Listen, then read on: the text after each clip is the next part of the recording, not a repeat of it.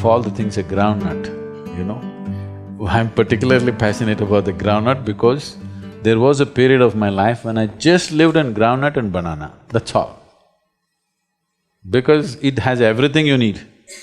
Just soaked groundnut, one handful, this much of groundnut soaked overnight, one banana, my entire day would go. And perfectly active, more active than most people will ever imagine. It has everything to sustain you.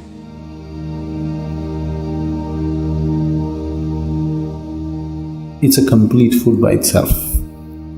If you soak it for over 6 to 8 hours, it takes away certain aspects which are called as pitta. You know what's pitta? Allopathic doctors don't look at it, but the Ayurveda is based on this, Ushna, Shita and Pitta. It takes away the pitta, and taking this soaked groundnut, chewing it well and eating. Just make sure it's not some genetically engineered nonsense, whatever. One thing is, it could be genetically modified. They are no more declaring which is modified, which is not. Another thing is, you're pumping in fertilizers and pesticides to such an extent, the groundnut is no more a groundnut.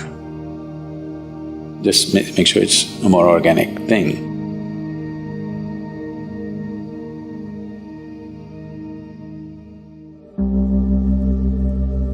If you want breakfast, you want a recipe. You take a handful of groundnut, soak it in water for 6 to 8 hours, put it in the mixie. If you want to add some fruit, you add a banana, whatever you like. Banana goes well, you can add any other fruit. If you want, put some honey into it, 2 minutes. You have excellent breakfast ready. It takes 2 minutes to do it. And if you want it little watery, put more water into it and just drink it up. You want it like porridge, you make it thick and you eat it. You will see easily it'll keep you for 4 to 5 hours and it's highly nutritious. In Karnataka, there are certain tribes called Jenukurubas. Jenukurubas means they're honey shepherds. Some time ago, I had the opportunity to live with them for a short while. Their diet is like this. First thing in the morning, one bamboo glass, you know, bamboo shoot sliced off like this. It takes about 3/4 of a liter. 3/4 of a liter of honey in the morning, that's all the diet. You drink 3/4 of a liter of honey in the morning and then you're out in the forest.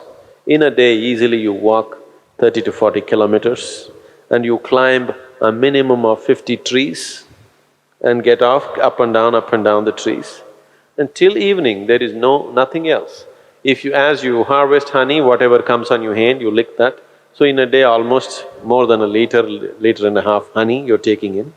When you come back in the evening, there is some cereal, usually it's called jola, that's jawar, or it's like maize or ragi or something like this. Their main staple diet is honey. And you drink this 3/4 of a liter of honey and whole day you're so active, but there is no hunger, you're just fired up like that. They live on this, they're called honey shepherds. Their diet is honey. Honey is one of the best things that you can consume. Psychological stability, physical well-being, vitality, all these things can be greatly enhanced simply consuming daily honey.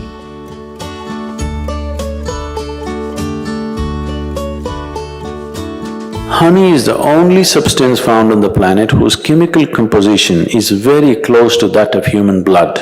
If you change a few things, it's almost like blood. Daily consumption of honey can do a lot for your health, especially people who have excess mucus problems. It's very good for your heart, it's good for your brains, it keeps your mind alert and it's highly energetic. So daily consumption of honey can do a lot, especially if you have growing children. They must consume honey on a daily basis.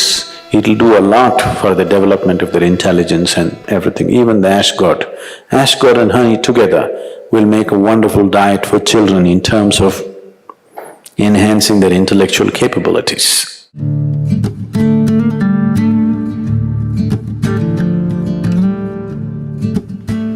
If you cook honey, it'll become poisonous. Honey should not be cooked. I know people are baking it, cooking it in cakes and other things, it's not a good thing to do. Certain part of the honey turns poisonous if you cook it.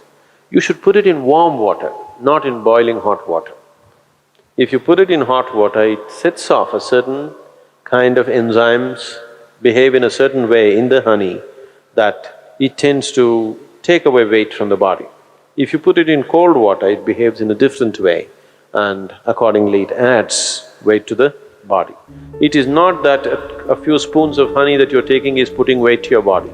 It is just that it sets off a certain reaction in your system that your absorption rate is such that you tend to gain weight. So, honey, it has different types of impacts on the system. If it consumed raw, it has one kind of impact. If it is consumed in cold water, it has another kind of impact. If it is consumed in warm water, it's a different kind of impact. We want to consume it in warm water here because we want the system to open up. If you want to integrate the system just for health, somebody is feeling anemic. Anemia means on one level the blood has lost its iron, that means you lost your steel, okay? You lost the strength in the body, you'll feel exhausted, simply exhausted for nothing. Because once the necessary iron is not there, your ability to carry oxygen through the body is less. That means your body, your heart, your brain, everything will be on a lower level of function because you don't have enough oxygen. So, to take care of this, one of the simple things is you consume a little bit of honey in warm water on a daily basis and you will see slowly the RBC content will go up. If there's more oxygen in the blood, suddenly you feel a burst of energy, suddenly everything is active, the rejuvenation system in the body is going up, the dead cells are being replaced quickly. The level of inertia that you feel in the body is much lower, the level of inertia that you feel in your mind is much lower. So consuming honey will bring a certain balance to the circulatory system, which is very, very essential for a yoga practitioner because you're pushing the body in certain ways. So keeping the blood chemistry in a certain balance, keeping the blood pure will definitely happen with a regular consumption of honey, and it's very necessary for someone who practices yoga. And turmeric also does similar things, it purifies the blood and it brings a certain translucence to your energies. Turmeric is one substance which not only works on the physiology, it also works on the energy system, and it is also true with honey that it also has impact on your energy system. Honey makes you more vibrant. Turmeric kind of calms you and keeps you easy. Morning, you're having a little bit of honey, neem and turmeric. So, consumption of neem and turmeric with a mildly laced honey water, it should be very mild. Mildly laced honey water together acts as a wonderful way of cleansing the system, dilating the system, that when you do sadhana, one thing, it brings flexibility to the muscles. Another thing is because the dilation brings flexibility to the muscle, and that flexibility as a consequence becomes a way that you slowly build the system into a more powerful possibility. If you want to bring a new level of flexibility, one thing is, lot of toxicity has to go from the system. If you just go on water diet or honey and water diet, which will keep you energetic enough, if you are not already bone thin, if you can afford to use a little bit of weight, if you put honey, you won't lose weight also. If you add enough honey or you take spoonfuls of honey, you won't lose weight. If you do this for 7-8 days, the amount of toxicity that you expel from the body is tremendous. If you do this, then you see suddenly you find your body is so much more flexible. Just experiment, don't believe all this. So, honey plays an important role. People who are doing yogic practice, it is good to consume honey. In the yogic culture, we classify foods into three categories: positive pranic food, negative pranic food and zero pranic food. Positive prana means it adds a certain pranic energy to the system when you consume. Negative prana takes away energy from the system. Zero neither adds nor takes away, it's eaten for taste and lethargy. So, if you eat positive pranic food, energy will reverberate in a dynamic way. Particularly, some of the things were very, very positive are the ash god. The ash god is very, very highly positive. I think these days you're only hanging it in front of your house or breaking at three corners of the road and giving it to the buffalo, but you are not eating it. No, this is to be eaten. Because the vegetable has such high pranic energy, you put it in front of your home so that there is nice energy. But if there is so much energy to it, isn't it good to put it into you? It's good to put it into you, especially if you consume… There are many experiments on this. If you consume a glass of ashgod juice every day, the number of cancerous cells in your body will dramatically come down. And you will see clearly the sharpness of your intellect will enhance itself. Especially children must drink ashgod juice. Daily consumption of ashgod, you will see distinctly your mind seems to be clearer and sharper. This will be noticeable within a few weeks of consumption of ashgod. You will see, morning you drink coffee, it gives you energy with agitation. You drink a glass of ashgod juice, it gives you enormous amount of energy. At the same time, it keeps you very, very calm. One should consume it as much as you can. But those of you who are asthmatic, who are susceptible to colds and coughs, such people, if you consume ashgod juice, you may immediately have colds because it cools the system. So if such a problem is there, such people should always add a little bit of honey or pepper to ashgod juice and consume it. This will neutralize the cooling effect of the ashgod to some extent. When we were eating for survival, we ate whatever we could lay our hands on. Now that we have choices, we have to choose what's best for the body. If we don't choose like this, then we will somehow live and go. All these things are relevant only for those people who are constantly striving how to better their life, how to perform little better, how to open up another dimension of life. If these concerns are there, then what kind of food or fuel you put into this machine is very, very important. Horse gram is one among the lentils. It is the most protein-rich lentil found on the planet.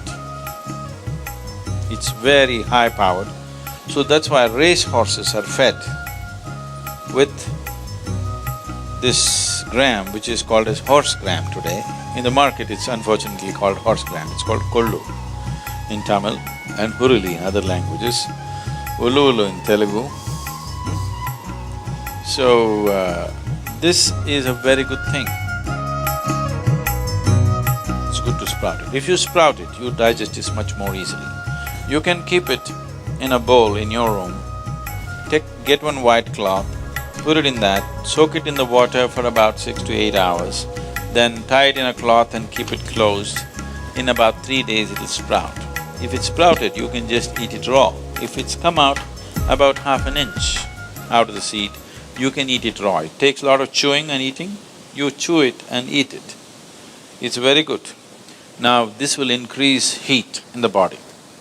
Today sun is up, and suppose today you drink kollu or eat kollu and you feel too much heat, then you must balance it by eating green gram. Sprouted green gram will cool the system.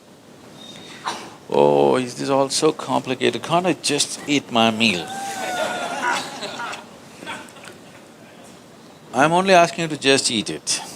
I'm not asking you to perform any ritual. But right now, you are just performing the ritual of eating. You're not eating as a human being should eat. If you just go and watch any of the wild animals, they're just chopping, chomp, chomp, chomp, they're eating, but they're not eating indiscriminately. just like that. They're rejecting what they don't want. They're eating what they want. Just observe a spotted deer, you can see it will be grazing. You just see what it eats, what it does not eat. It just knows. Just like that. By the feel of it, it knows what to eat, what not to eat for today. Tomorrow it may be eating a leaf that it does not eat today. But today it knows what to eat for its body and for the atmosphere around it. So you also need to develop that a little bit, because this is the intelligence of the body. So, consuming this horse gram will generate heat in the body. If you find it's causing excessive heat, how do you know excessive heat is? You will notice your eyeballs are hot. Or you want to go and pee, you want to pee, it's full but it won't come out, it hurts. That means there is excess heat. Such a thing happens, you just drink some ash gourd juice or eat some green gram or take some castor oil and apply it on, either inside the navel or the anahata, the vishuddhi, this place and these two spots behind the ears. If you apply instantly, within 5 minutes, the system will cool down, go to the bathroom, everything will happen without effort. So, the body has to be managed. Even now, self-management is happening, but if you consciously manage it, it'll function better. It's as simple as that. If you want to use this system at a higher dimension of performance, then you have to watch it. Somehow live and die, then nothing matters, you eat whatever. No? What does it matter? Even if you eat garbage, you will live. But eating with care and watching what the body needs will enable the body in many ways. A conscious managing, not becoming a health freak, being, stressed about what do I eat, what do I do this, how do I this, no, that itself is damaging. Just being conscious, how much of what is body's requirement today, that's what you do. The uniqueness of neem, especially when it is taken along with turmeric, any kind of parasital life which is there, all these things get eliminated. It facilitates that your transmission of energy is evenly across. And once you start noticing this, then by choice you can move your energies where you want. So, the neem and turmeric together has the power to break down the sperm cells and make it into another level of energy which is called as ojas. Once every cell in the body is encapsulated in ojas, you will be a glowing human being.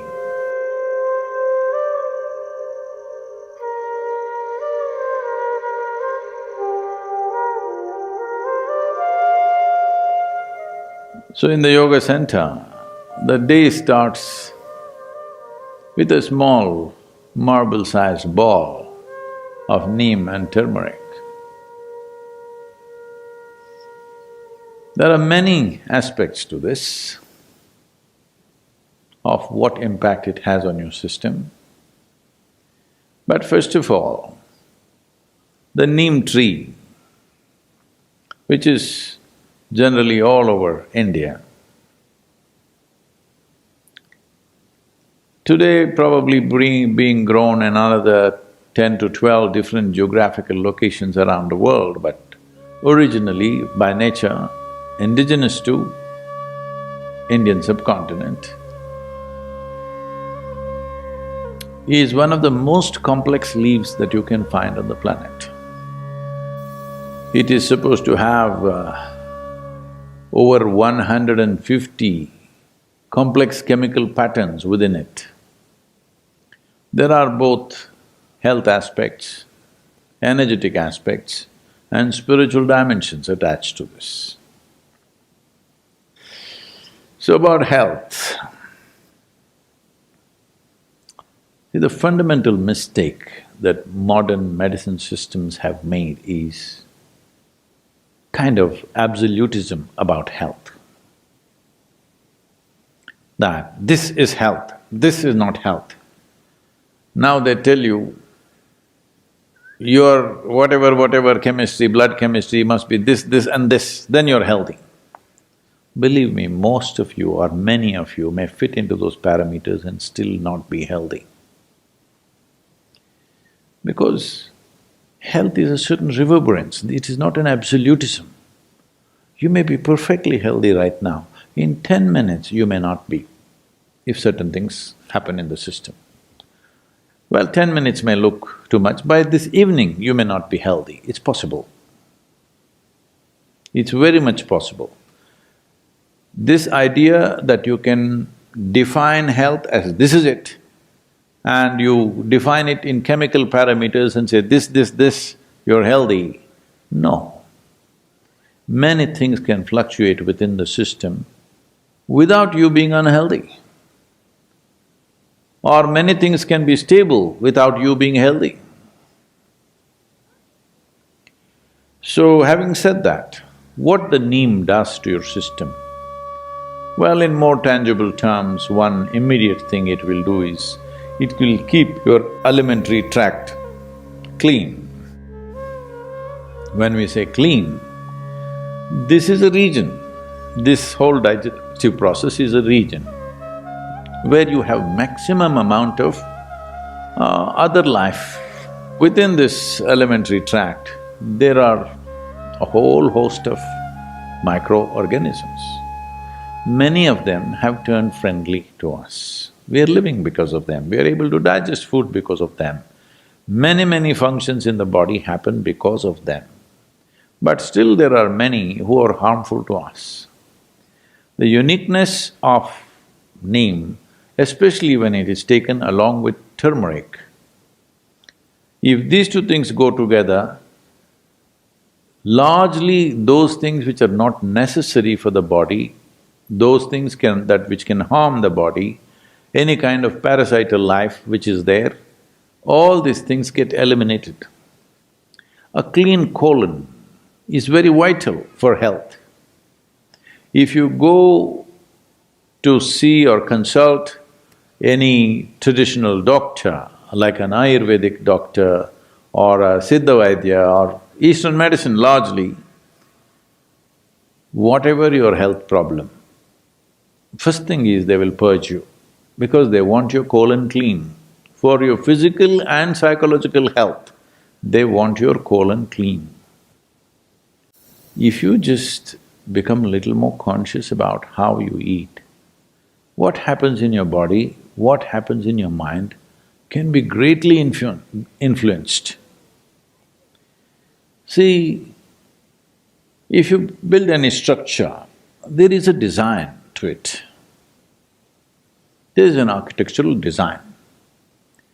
But there is also a part where the quality of the material and the execution, efficiency of execution are involved.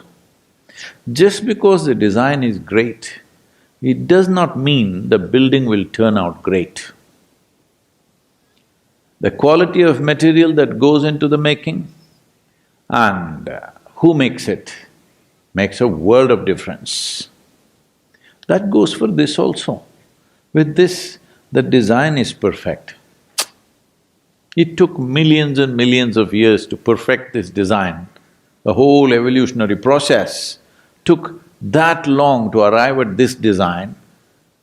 But execution and the material that you use to build this is very important too. So what kind of food you put in, it's not just about your culture. Cultures might have evolved according to the survival needs of that place. Cultures in different parts of the world have evolved according to what was available in that place and survival needs, how the economies were, what was happening, what was the main form of livelihood. Accordingly, cultures evolved. Cultures are never perfect. Unfortunately, people get super identified with this and think their culture is perfect. No culture in the world is perfect because the mess that you do in this generation is tomorrow's culture. Hello? And you think you're doing this mess very consciously. No, it's just happening, isn't it? Whatever rubbish you do today, next generation picks it up or rejects it and does the reverse of it. whatever, but it is a consequence of this generation's culture which breeds the next generation of culture. So culturally what you're eating is not the point. What goes best into this system? What is this machine designed for? What kind of fuel? Knowing this is very important. So if you look at it this way, keeping the body in a certain level of balance and efficiency of digestive process, very important. How much food do you need to maintain the level of activity you wish to maintain in your life? We are talking about fuel efficiency for all our automobiles.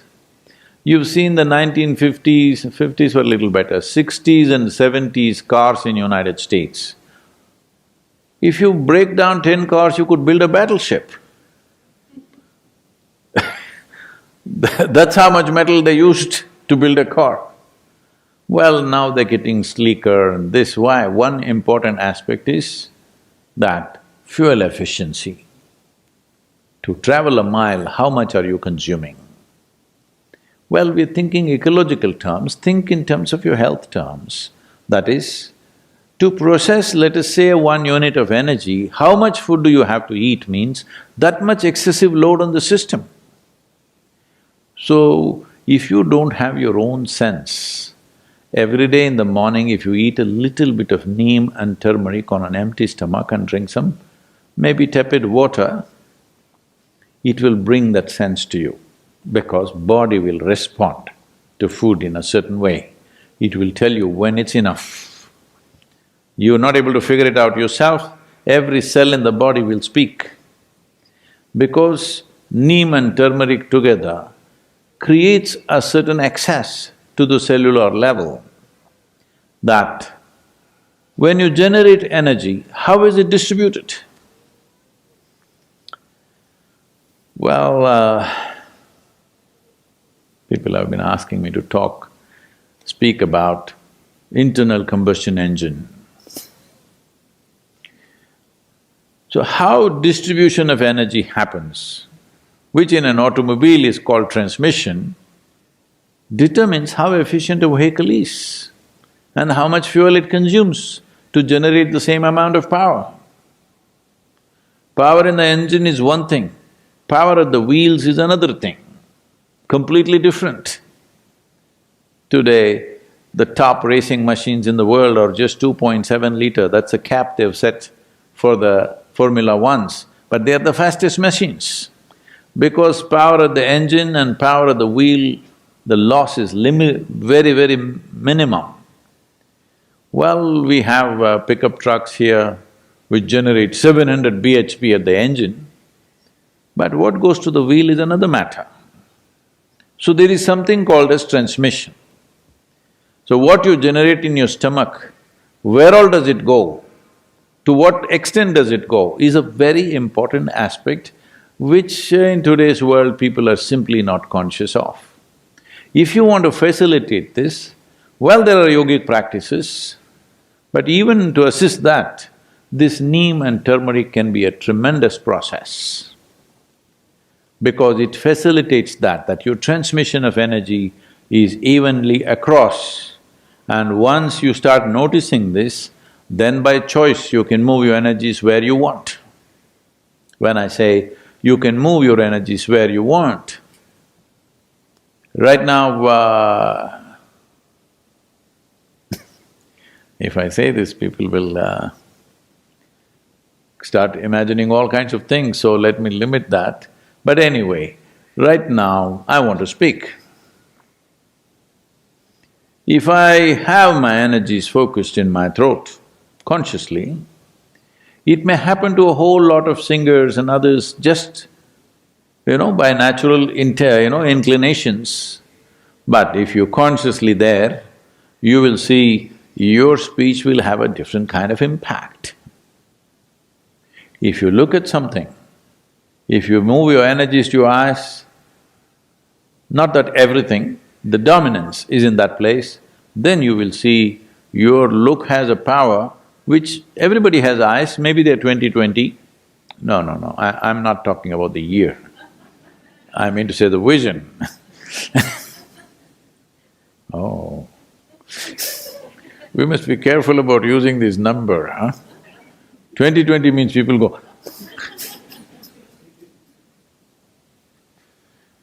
So, your vision may be normal, but doesn't have the same power, will not grasp the same things, will not penetrate the same way.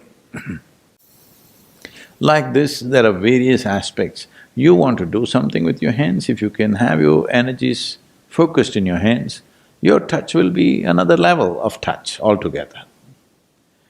So, if this has to happen, first and foremost thing is, the transmission of energy in the system is smooth. Neem and turmeric as a combination on an empty stomach does wonders in this direction, wonders. So those who are doing sadhana of some kind, for them it's very important. There are other dimensions to this. That is, if we use this neem and turmeric on an empty stomach, one aspect is, it has the power to transform one dimension of energy within you to another, in the sense. In the yogic culture, this must be understood with proper perspective. The doctors say that if you consume excessive neem, it will destroy the sperm cells, which is good proof for what we have been saying for thousands of years. That is, see, there are various kinds of cells. Today, modern science is beginning to recognize how significantly different they are. What is on your skin, what is in your bone marrow, what is in your sperm, what is in your brain, these are different kinds of things, almost like another life. Though there is a common thread of information in all of them, they're very, very different. And what it takes for the body to generate an epithelial cell, and what it takes to generate a sperm, or what it takes to generate another cell, neurological cells, are very different level of energy involvement with the body. Well, lot of people will question this, but they will arrive at it in another 25 or 50 years' time. Yes, I'm telling you. So, one dimension of human life is, see, I want you to understand the miracle. Don't think about the sexuality of it. Just with a single cell, two, all right, but just with one single cell, you can ignite a new life which sits here like this. Is it a small thing? I'm asking. Because people are too sexually messed up in their head, they're not looking at the miracle of it. Just with one cell, just look at the way life has sprouted and what it's become. Isn't it so? We populated the whole world. We need to do something on that, that's a different matter. So, the neem and turmeric together has the power to break down the sperm cells and make it into another level of energy which is called as ojas. When every cell in your body slowly gets wrapped in ojas, if you're doing sadhana and your transmission is good and even across the body, when every cell in the body is encapsulated in ojas. When I say ojas, what is it? Show it to me. In my blood work, they said no ojas. All right, in your blood work, there's no life also, I want you to know, there's only chemistry. Nobody ever proved that you're alive, hello? You have to prove. So, ojas will encapsulate every cell. Once every cell in the body is encapsulated in ojas, you will be a glowing human being. In every aspect of that word, you will be a glowing human being, within and without, you will be like that. This is something everybody needs to work at, because this is not enlightenment. This is you created a platform upon which nothing can go wrong. Body and mind are platforms. How you function on it, what kind of dance you do on it is up to you. But having a perfect platform which doesn't throw you off is important. You need to understand this body is not the end game, this body is the platform. This mind is a platform. If you make it very energetic and stable, then exuberance and stability, people don't understand this. They think exuberance means freaking all over the place, stable means being dead. To be exuberant and stable, if the platforms are like this, now you're free to dance whichever way you want. In this direction, neem and turmeric are very important elements. It's not that without it you cannot do, you can, but when there is support, why not use it? So there are many aspects to this in terms of both physiological and psychological health. So, this is a possibility. One is about using something that supports you, another is using an atmosphere that will soak you in a certain kind of energy, that your body, not like full body like this, every cell in the body should have ojas, the protective layer of ojas. Then you live disease-free, you live trouble-free, above all, you remain exuberant and stable at the same time.